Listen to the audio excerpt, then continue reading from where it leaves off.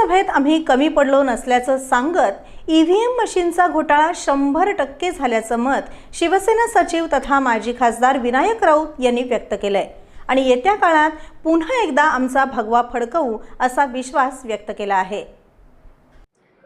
ह्या पिछाटीमध्ये आमचा कार्यकर्ता कुठे कमी पडला असं नाही आहे।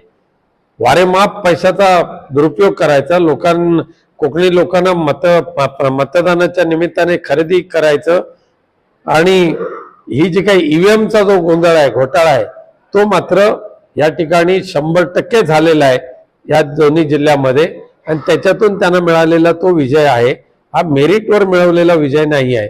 पुनश्च एकदा आम्ही उभे राहू आणि आता जे आमच्यावर ज्यांनी पिछाट केल्याचं छातीत काही जण डरकाळी फोडून सांगतायत, कोल्हेकोई करून सांगतात, त्या सगळ्यांना त्यांची जागा दाखवून देऊन आमचा भगवा झेंडा फडकवून दाखवू।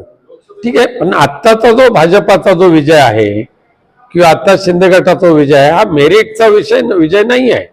हा ईव्हीएम मध्ये केलेल्या हेराफेऱ्यातून मिळवलेला विजय आहे। त्यामुळे ह्या विजयाला मेरिटवर मिळवलेला विजय हे मानायला आम्ही तयार नाही आहे।